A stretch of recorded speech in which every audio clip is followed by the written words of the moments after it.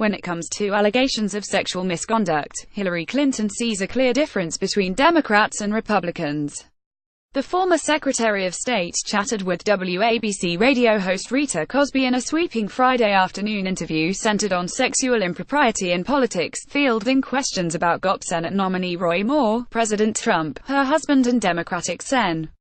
Al Franken. Clinton was quick to lump together Moore, who's accused of sexually harassing and assaulting several teenagers, with Trump, who's accused of sexually harassing more than a dozen women.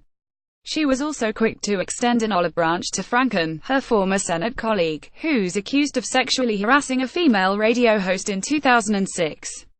Andrew Harney Saul Lobap Getty Images. He's a good friend of mine and I deeply regret what he did.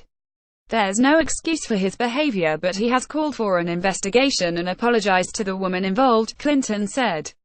Look at the contrast between Al Franken, accepting responsibility, apologizing, and Roy Moore and Donald Trump, who have done neither. She continued, there's a double standard. The Republicans deny, and divert, and they get away with it because the press is more concerned about someone who accepted responsibility than people who refuse to take responsibility. Clinton also pushed back against Democratic Sen. Kristen Gillibrand, who made headlines earlier this week when she said President Bill Clinton should have stepped down following his sex scandal involving White House intern Monica Lewinsky. That was a painful time not only in our marriage but in our country, Clinton said, referring to the impeachment of her husband in 1999. But it was investigated fully, it was addressed at the time, he was held accountable. That is very different than what people seem to be remembering from the period. Contrastingly, Clinton was incredulous as to why Trump isn't facing the same scrutiny her husband did. If you're going to hold people to the same standards, there are a lot of parallels that are not being followed in recent times, she said.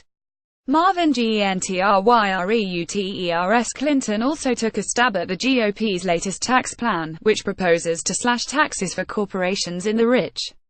I will predict to you that a number of Republican members of Congress who voted for it will lose their seats in 2018, she said.